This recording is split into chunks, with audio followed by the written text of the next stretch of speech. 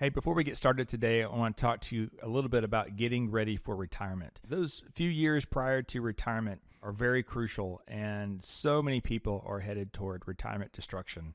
They're not taking into account inflation, their allocation in their portfolios, their cash flow, or the debt that they carry. So much so that our team here has put together 5 steps to have financial success in retirement. This is a free download. It's on our website.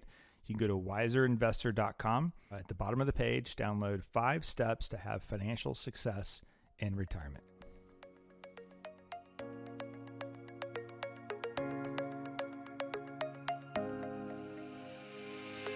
Welcome to the Wiser Wealth Management Roundtable, where we believe the best financial advice should always be conflict-free. I'm your host, Casey Smith. Guiding you to financial freedom are my co-hosts, Brad Lyons and Matthews Barnett. Hey, guys. How's it going?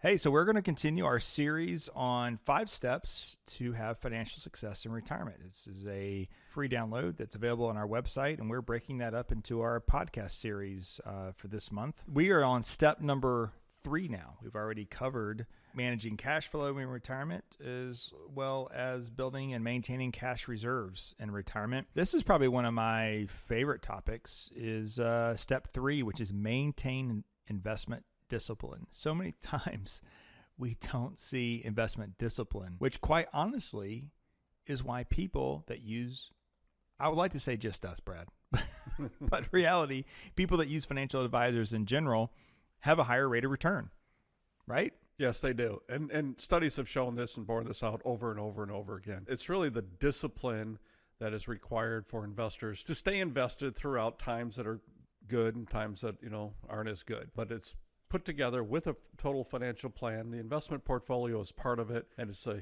very important part, and we take that part very seriously here.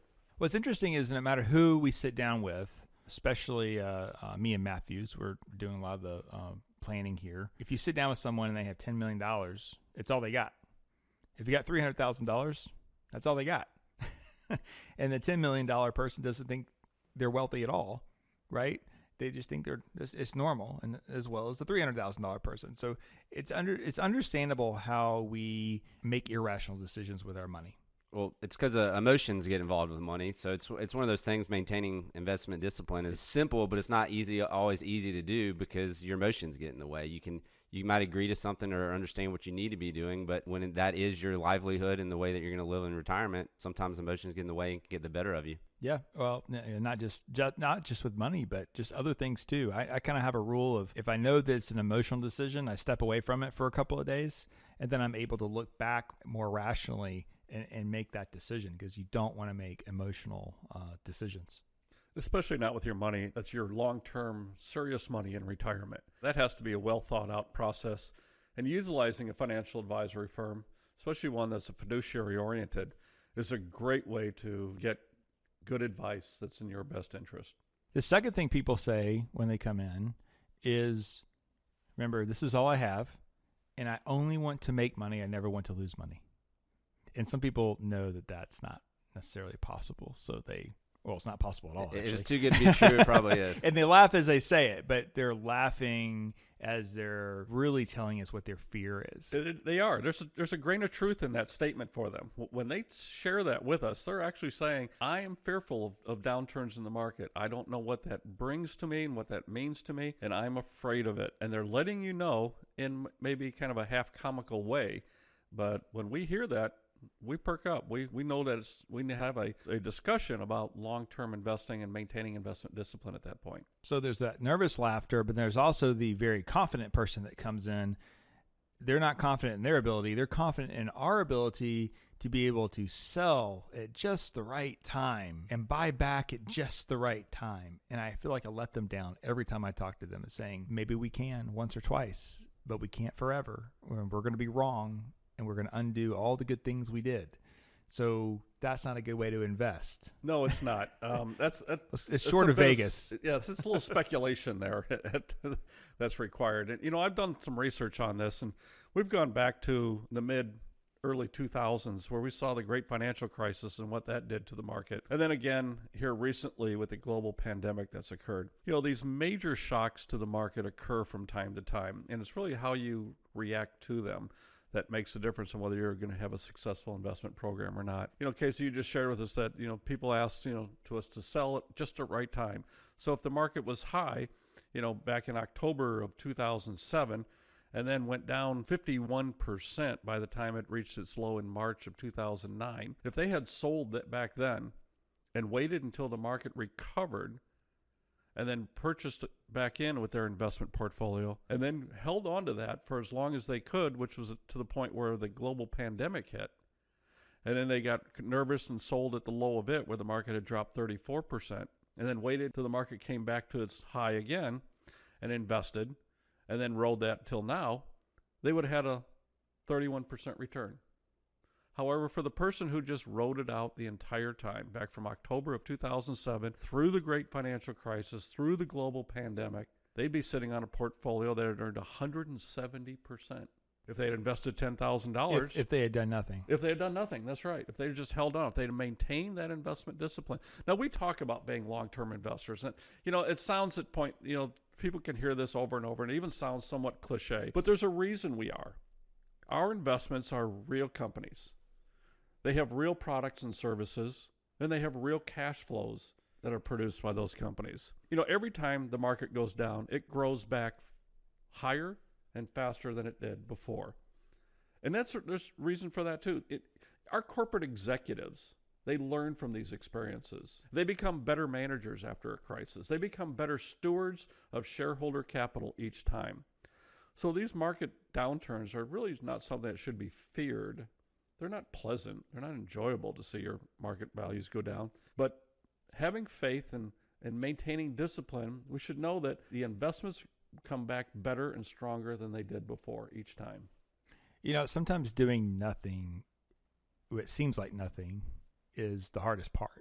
It's a choice, though. But we have about a third of our client base that are airline pilots.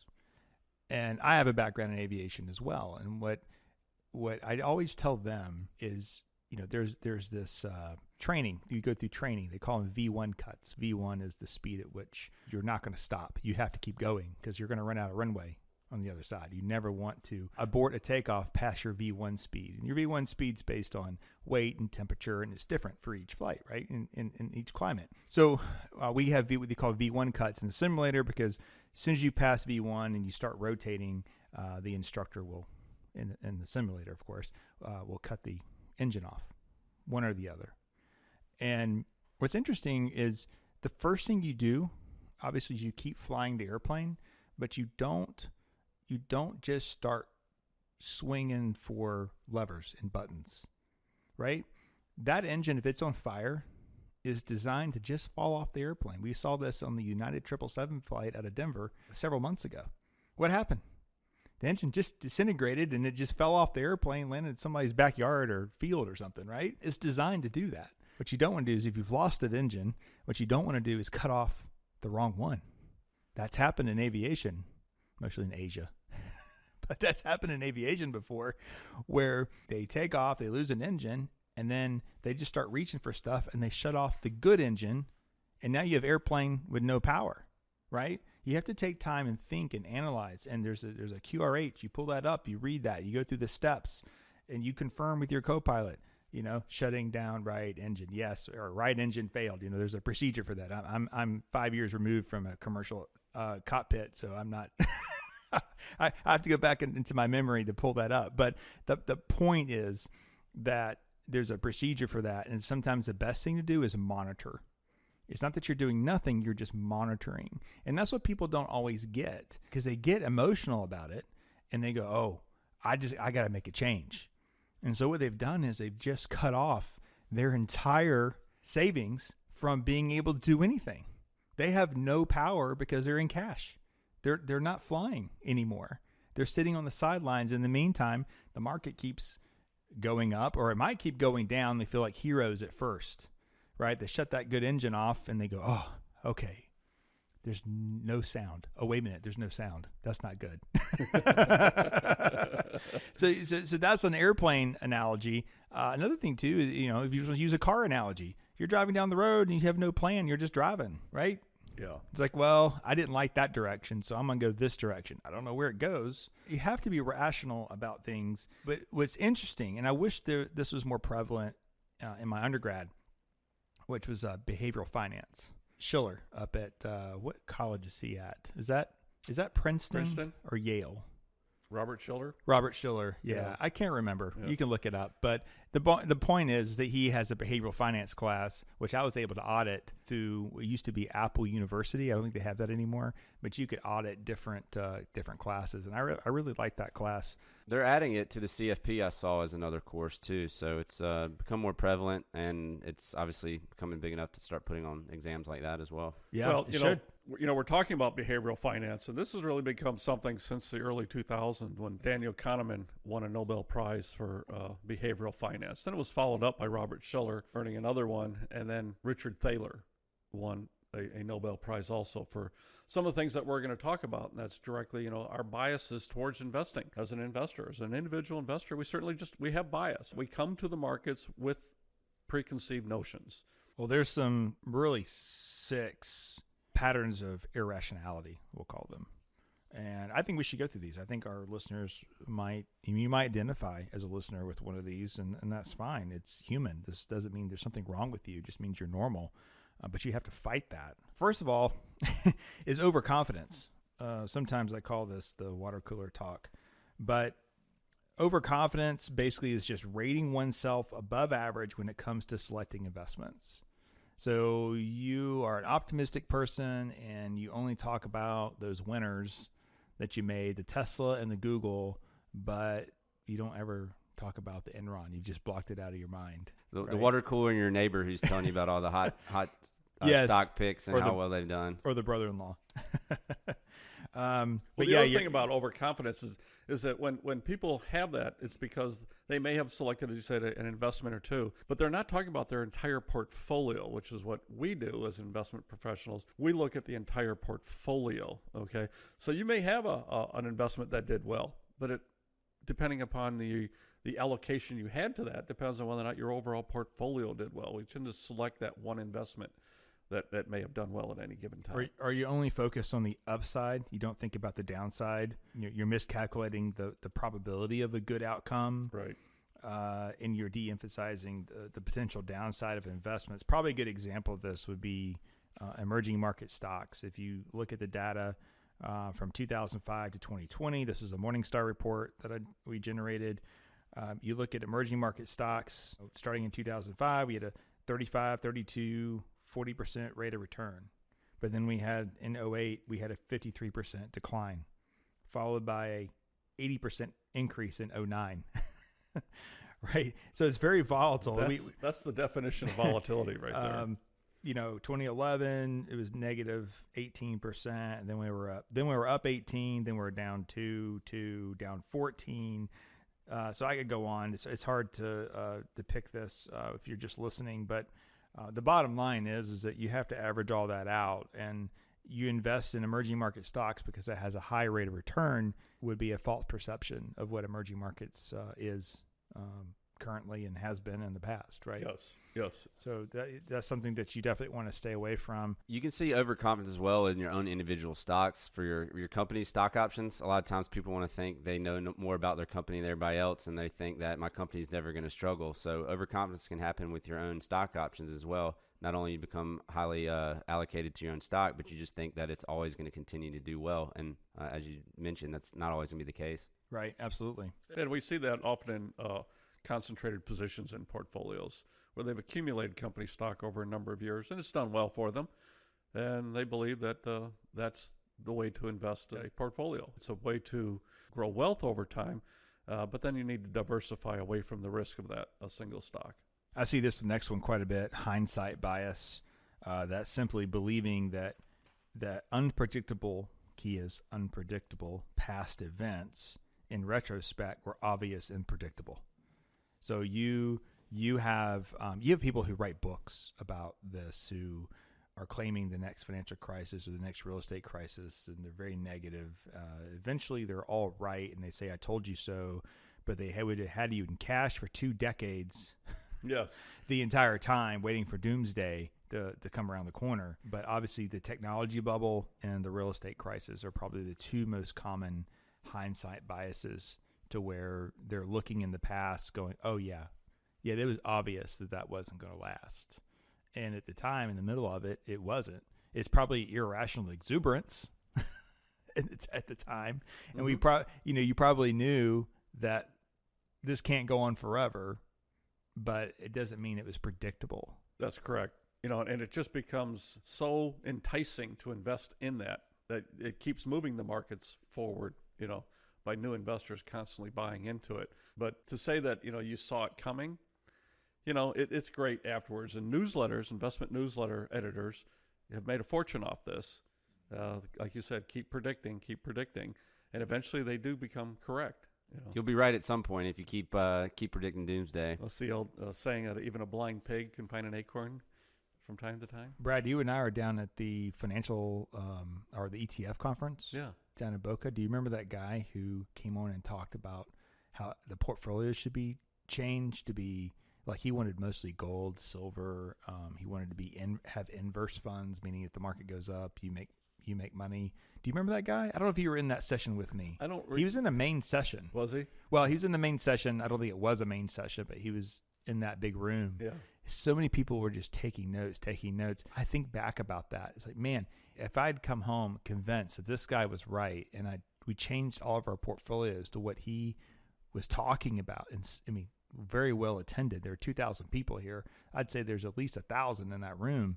Everybody wants to know about the next great investment. That would have been bad. It would have been so bad if you had listened to that. But yeah, they hired this doomsdayer to come in, and I kind of look at it as entertainment, honestly. At this point, even then, I started going, oh man, I'm getting anxiety just sitting here listening to this guy. All these bad things that could happen to these portfolios, and we're in charge of so many families here. And then I realized, no, he has something to sell. And it's a newsletter. It's a whatever, And he's using fear to move that. And as soon as I got that right in my head, I was like, okay, this guy has his own agenda. Well, that's why investing, for us here as a fiduciary, we're not looking at hindsight. We're forward looking. We're looking at long-term capital market assumptions based upon the current environment and what our expectations are for the future. The past is the past. Right. There's nothing we can do about that. Well, that's a great segue, because the next one is short-term focus. I always tell people when they're investing, relate it to walking down the street. When you walk down the street, you don't look at your feet. If you do, you're going to run into a pole. You're going to trip over something, right? I mean, you have to look out. You look out the same way. You don't drive a car by looking at the hood. You drive a car by looking out, and that's how we have to invest. A lot of people say that they're long-term investors, but they make short-term moves. That's right. Throughout our working careers, we look at our income every 2 weeks or every 30 days, every month, or whatever the case may be. And that over time kind of creates a pattern in us as to that's our time frame. If we're living paycheck to paycheck, that becomes our time frame. Whereas in retirement, your time frame is 10, 20, 30 years out. And you should be just as worried about that paycheck 30 years from now as you are for the next one. And by being a long-term investor, what you're doing is you're taking care of that paycheck today and 30 years from now. And you mentioned it before about just staying invested through the long term, through those great financial crises. The thing people forget is they try to time back and get back in the market is that the biggest returns happen after the biggest losses. So if you're missing those pullbacks, if you missed the 10 best days, it said that you missed 33% of possible growth in your portfolio. And if you missed the 20 best days, you missed almost 50% reduction in the portfolio growth. So it's important to realize that even if you think you can time the market, that those biggest returns you've probably missed when you're trying to get back in. Morningstar has a study. They showed investors only 1 year returns, stock market returns, and then asked them to choose a portfolio. They when looking at 1 year returns, they chose to put 40% of their money in the stock market. When looking at 30-year returns, they put 90%, right? Yeah. Because they see, that's almost guaranteed. Yeah. It's not guaranteed, but it looks guaranteed because it's never lost money over 10 years. So they're focused out. But when you look at a 1 year time span between 2001 and 2020, there's a 45% chance that you're going to lose money on a daily basis in the stock market. Over a month, there's a 34% chance. Over a quarter, there's a 28% chance. Over a year, there's a 20% chance. So it goes to show that you want to invest your money way more than a year. In fact, here, if someone comes in and says, I'm building a house and it's going to be done, should be completed in 4 years, meaning that's when the final payment is, we don't invest that money. That money is going into something very secure. You want to be invested for 5+ years, and you want to be that way until you die. When are you going to die? You don't know. So therefore, your portfolio has to work for you until we use it in age 95. So you have to focus long term, not focus on these short term moves. But that's what people do. People go, oh, I feel like, first of all, they go, I'm tired of losing, because none of us wants to be losers, right? Right. So I'm tired of losing, so I went to bonds or I went to cash. That's called capitulation in the market. And that's usually the final end of a bear market, is when investors capitulate. They've just ridden the market down for so long. I can't take it anymore. Good one, Casey. Absolutely. And when that happens, that's about when the market's going to turn. So what does that mean? That investors, by the time they capitulate, they are going to sell their investments at what is going to probably be the market low. Right. Which is the worst time. Absolutely. Yeah. Absolutely. That Matthews, I think your first week here was with a family that I challenged on liquidating their portfolio at the bottom of COVID. You're probably a little nervous that week that I would talk like that to people, but I'm so passionate about our clients winning. I couldn't let them succumb to them. To their emotions and selling. Yeah, I mean that was probably one of the tougher ones there. We had a 30% pullback in a couple weeks, in a month. So, and for the record, they're still here, but they didn't even let me do the review meeting. I think you did the review meeting, and their comment was, "How come our rate of return's less than the benchmark?" And you're like, "Well, it's because you chose to sell part of your money." Exactly, all timing. I mean, the market has doubled since that time, so there you go. It's a great family. I love them dearly, but they just succumbed to the emotion of what was happening at the time, right? And what happens is we mix in our politics with it, because we mix in. They didn't like President Trump at all.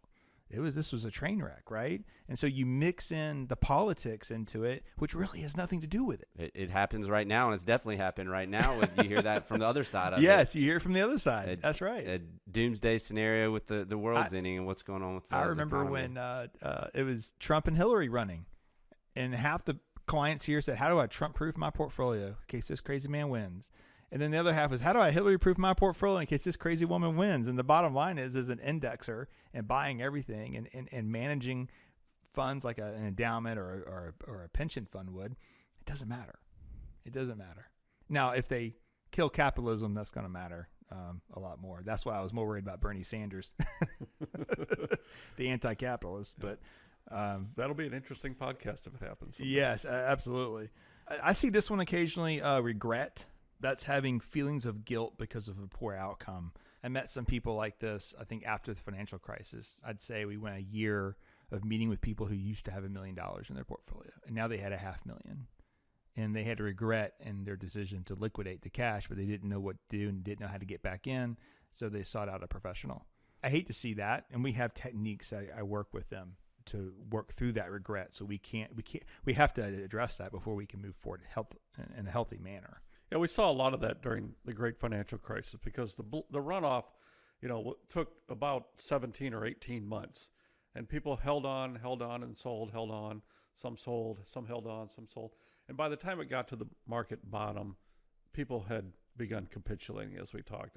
And those are the ones that had the most regret, because they saw the market go back up and they were too terrified to get back in. Yep. Yeah. So. Yeah, I remember a good friend of mine, Gary Kitchen, passed away last year. Miss him dearly. He's a great golf buddy of my son and I. And I remember Gary at the bottom. Was it like March 15th, something like that? March 23rd, I think, wasn't at the bottom of the. It was in March of 2009. March of 2009. Oh, excuse me. The Haynes bottom. He was like, get me out of this market. And I basically told him, I said, look, I work for you. I'll do it. But you're also one of my best friends. I said, you need to drive over here and hit the enter button. Yeah, I'm not going to hit the enter button. Yeah. And he's like, if you're that passionate about it, we'll leave it alone. And thank goodness that's not what happened. He held on and had a great retirement, and unfortunately checked out earlier than most of us would like. So if you're dealing with regret, you just have to forget about the past and look at the resources you have now, and you have to move forward. That's really how you work through that. Mental accounting, see this all the time. Mentally compartmentalizing investments while ignoring the aggregate portfolio. You talked about that earlier, Brad. Mm-hmm. Yep. We only think about the winners. Yeah, we had a person in here not that long ago that said he fired his financial advisor because he could pick stocks better, and he bought Avis along with the whole the meme stock fiasco is what I would call it, but the meme stock mania. And he made a lot of money on Avis, and he fired his financial advisor. And I said, well, what about the other picks? How they performed? He's like, oh no, I lost money on all those. We got great returns on one or two. But he got great return on that one stock, right? And I knew right then probably not a good fit for Wiser Wealth Management. But we tend to have that bias. Mental accounting and hindsight bias, I feel like are somewhat similar. But you do have to take a look at the total return of your portfolio, not just the few stocks that did really well. Hot hand fallacy, perceiving trends where none exist and consequently taking action on this faulty observation. It's like random chance. It's like what it really is. It's like Vegas. It is like Vegas. This is the gambler syndrome. Okay, not that they're a gambler, but this is a syndrome that occurs in Vegas where someone will go to Vegas and they'll start playing roulette, or they'll start playing some other Wheel of Fortune game, and if they win from time to time, they feel like they've got the hot hand, that they're going to keep going. Now, the casino is on the other side of this, and sometimes they lose, to the gambler, and that's all good and fine, because the casino knows that over long periods of time, the gambler is going to lose money, because the house is always going to win. The odds are in the house favor. The hot hand fallacy is just the opposite of that. It's the gambler who thinks that I've got a hot hand, I'm going to win forever. The house knows that the house knows that that's not going to happen. So the question is, do you want to be the gambler or do you want to be the casino?